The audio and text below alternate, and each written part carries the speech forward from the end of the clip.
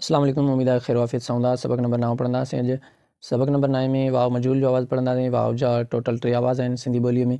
उन्हनि मंझां हिकिड़ो आवाज़ु असां वाव जो पढ़ी आया आहियूं, वाव मरूफ़ वारो। ऐं हिन सबक में असां वाव मजहूल जो आवाज़ु पढ़ंदासीं। वाव मरूफ़ जो आवाज़ु सबक नंबर 6 में पढ़ियो आहे। जेकॾहिं सबक नंबर 6 तफ़सीलात सां ॾिसणु चाहियो था त चैनल ते सिंधी ॿाराणो गाइड जे नाले सां प्लेलिस्ट मौजूदु आहे, उन में तव्हां ॾिसी सघो था उनखे। वाव जो टियों आवाज़ु असां अॻिते हली करे पढ़ंदासीं। हिन सबक में ॿार किथे किथे ग़लतियूं कंदा आहिनि, उन्हनि जी निशानदेही कई वेंदी ऐं उन्हनि ग़लतियुनि खे कीअं बहितर कयो वञे उहो तरीक़ो तव्हांखे ॿुधायो वेंदो। सबक नंबर 9 खे दुरुस्त तरीक़े सां पढ़ाइण जो तरीक़ो ॿुधायो वेंदो।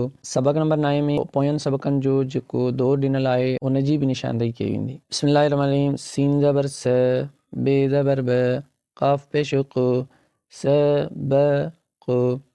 हे धारदार पढ़ाइण सां ॿार खे ख़बर पवंदी त हीअ अख़र आहिनि। हूअं जेकॾहिं ॻाल्हाए पढ़ंदो त ॿार ॿुधी ॿुधी यादि करे रटे ते पढ़ंदो ऐं हिनखे ख़बर न पवंदी त कहिड़ा अख़र कहिड़ो आवाज़ु ठाहिनि था। उन लाइ बहितर तरीक़ो बि इहो ई आहे त उनखे धारदार पढ़ाइण। स ब क़। नून अलिफ ना, अलिफ वाव नून ओ, ना ओ। हिकिड़ी वीडियो में यूट्यूब ते ॾिठी को उस्ताद मोहतरम अलिफ वाव नून पेश ऊं पढ़ाए रहियो हुयो। आमतौरु हिन जो उचार हूंदो आहे ना ओ, वाव मजहूल जो आवाज़ु नून गुने सां गॾु। लेकिन अलिफ वाव नून पेश ऊं सां सिर्फ़ु मूं यूट्यूब ते ई हिकिड़े उस्ताद खे पढ़ाईंदे ॿुधो आहे। थी सघे त हीउ वाव मरूफ़ जी आवाज़ सां नून गुने सां गॾु सिंध जे कुझु इलाइक़नि में उचारियो वेंदो हुजे। ॿुधंदड़नि मंझां जेकॾहिं कंहिंजे इलाइक़े में अलिफ खे पेश ॾेई करे ना ऊं पढ़ियो वेंदो हुजे त महिरबानी करे कमेंट करे त जीअं असांजी मालूमात में इज़ाफ़ो हुजे। बाक़ी मुंहिंजे इलाइक़े में हिनखे ना ओं पढ़ियो वेंदो आहे। नून अलिफ ना, अलिफ वाव नून ओं, ना ओं, सबक़ ना ओं। ॿार हिन में हिकिड़ी ग़लती कंदा आहिनि त हू सम्झंदा आहिनि त हीअ गाफ़ आहे ऐं हीअ हे आहे, हीअ धारदार अख़र आहिनि। ॿार हिन खे धारदार पढ़ंदा आहिनि, उन ॿारनि खे सम्झायो वञे त हीअ गाफ़ न आहे बल्कि हीअ गाफ़ ऐं हे गॾिजी करे हिकिड़ो ई अख़र ठाहिनि था। जंहिं अख़र खे असां घे चवंदा आहियूं। घे, वाव घो, ड़े वावड़ो, घोड़ो, हे ये ज़ेरे ही। ॿार कॾहिं कॾहिं छा कंदा आहिनि जो हिक ॿिए खां ॿुधंदा आहिनि ऐं पोइ ॿुधी ॿुधी यादि करे पोइ यादि पढ़ंदा आहिनि, अख़र खे सुञाणींदा न आहिनि। पोइ हिन खे तकड़ में पढ़ी हे ये ज़ेरे ही, हे ये ज़ेरे ही न आहे बल्कि हे ये ज़ेर ही, हे ये ज़ेर ही। हमज़ा पेश ओ, ही ओ। हिते ॿी बि ॻाल्हि यादि रखण जहिड़ी आहे त सिंधी ॿाराणे किताब में तव्हां उस्तादनि लाइ हिदायतूं जेकॾहिं पढ़ंदव त उन में लिखियलु आहे त तव्हां सिर्फ़ु हीअ ॻाढ़ा अख़र पढ़ायो। हीअ जेको लफ़्ज़ु आहे ही ओ या ॿियो ही आहे लिखियलु आहे, इन ते घणो ध्यानु न ॾियो। ॿारु ग़लति पढ़े त बि ख़ैरु आहे, छो जो ॿारु हली हली हिननि खे पाण ई सम्झी वेंदो, छो जो तक़रीबन सॼे ॿाराणे में हीअ लफ़्ज़ जाते काथे ॾिनल आहिनि। लेकिन मुंहिंजी कोशिशि इहा हूंदी आहे त मां इहे लफ़्ज़ बि ध्यान सां बिल्कुलु हिननि लफ़्ज़नि वांगुरु पढ़ाइण जी कोशिशि कंदो आहियां। उनजे करे तव्हांखे अर्ज़ु पियो कयां त हीअ ॿार ईअं न पढ़े जो हे ज़ेरे ही चवे। हे ये ज़ेरे ही, हमज़ा पेश ओ, ही ओ, घे वाव घो, ड़े वावड़ो, घोड़ो, अलिफ मद आ।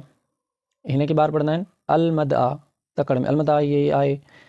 उन ॿार खे सब्र कराइजे, थोरो ब्रेक ते पेर आराम आराम सां पढ़ंदो वञे, तकड़ करे विनाए करणी। अलिफ मद आ, हे ये हे, आ हे, घोड़ो। हे जेके धार लिखियल आहिनि इन्हनि खे धारदार ई पढ़ाइणो आहे।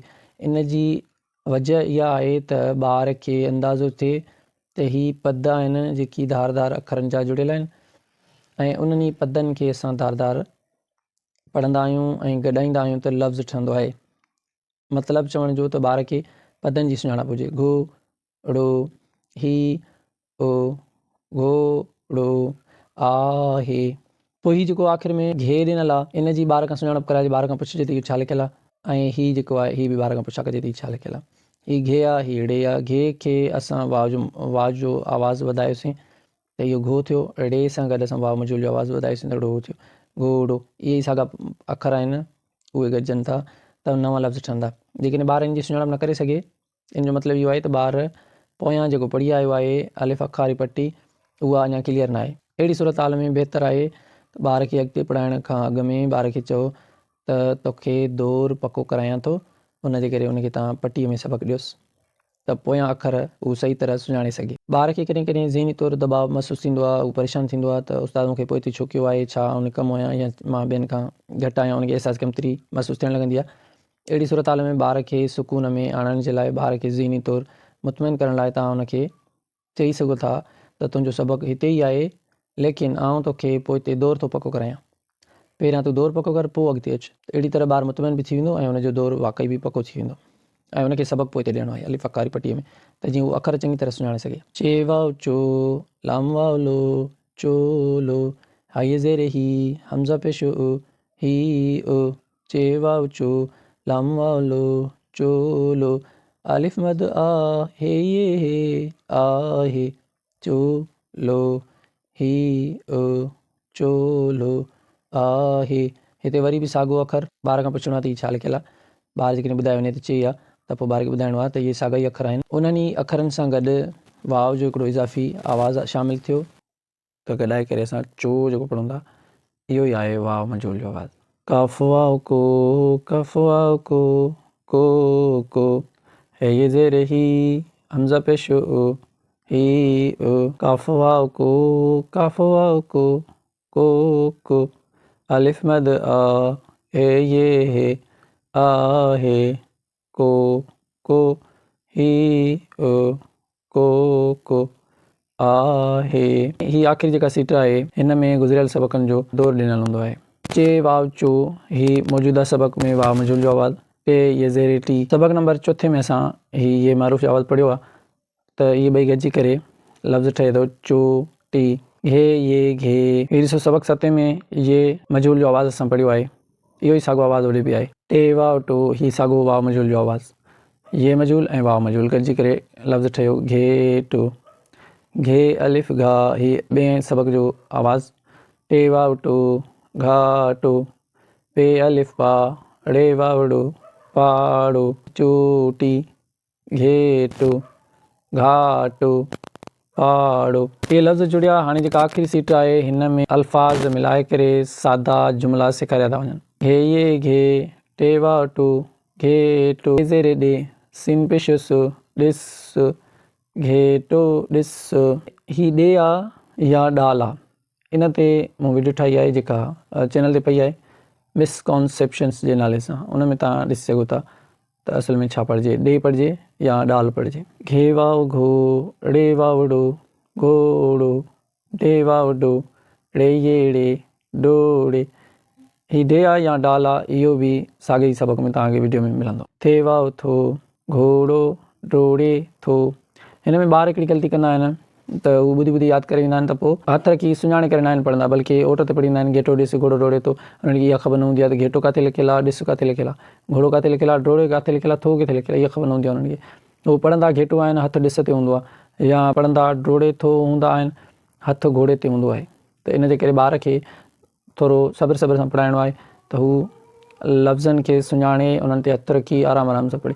पहिरियां पढ़े घेटो, उन ते हथु रखे, वरी पढ़े ॾिस, उन ते हथु रखे, घोड़ो हथु उन ते हुजे, पोइ वरी पढ़े डोड़े, वरी पोइ पढ़े थो। घेटो, ॾिस, घोड़ो, डोड़े थो। सबक़ु लिखाइण जे हवाले सां बहितरीनु तरीक़ो हीअ आहे त सबक़ु सॼो ॿारु जेकॾहिं ॿुधाए थो वञे, ॿुधाइण खां बाद में तव्हां ॿार खे इहो कमु ॾियो त पंहिंजी कापी खणे या स्लेट खणे, जेको बि तव्हां इस्तेमालु कराईंदा उहो खणी करे हिन सबक़ु खे ॾिसी करे पाण लिखी अचे, पाण ॾिसी पाण लिखी अचे। अहिड़ी तरह ॿार जी मश्क़ थींदी त ॿारु लिखण में आसानी महसूसु कंदो वेंदो। जीअं ज़्यादा लिखंदो वेंदो तीअं उनखे ज़्यादा आसानी थींदी वेंदी। ऐं हीअ जॾहिं ॿारु लिखी अचे पोइ तव्हां उनखे चेक कयो त किथे ग़लती आहे, किथे ग़लति लिखियलु आहे, किथे अख़र सही न आहिनि, त पोइ तव्हां ॿार खे उहे सुफ़ा लिखी ॾियो। मसलन घो, अड़ो, चो, लो या को जेको बि ॿारु ग़लति लिखी आयो आहे उहो तव्हां उनखे सुफ़नि जी सूरत में लिखी ॾियो त जीअं ॿारु लिखी अचे पाण।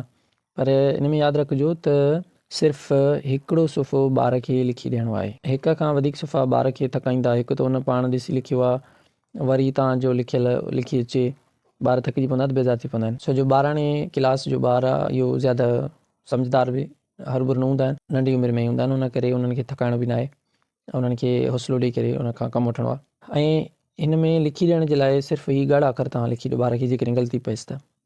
जेकॾहिं वधीक लिखी ॾियणु चाहियो त हीउ ऐं आहे जेको आहे सिर्फ़ु हिकु दफ़ो लिखी ॾियो, यानी घोड़ो, चोलो, हीउ को आहे, अहिड़े तरीक़े सां। उमेदु आहे त वीडियो तव्हांजे लाइ फ़ाइदेमंद साबित थींदी। जेकॾहिं तव्हांखे पसंदि अचे त ॿियनि सां बि शेयर कयो त जीअं ॿिया बि ॾिसनि। ऐं जेकॾहिं तव्हां का राय ॾियणु चाहियो या को सवाल पुछणु चाहियो त कमेंट लाज़मी कंदा। आईंदा अहिड़े क़िस्म जी वीडियोज़ ॾिसणु चाहियो चैनल खे सब्सक्राइब लाज़मी करे छॾिजो। अल्लाह हाफ़िज़।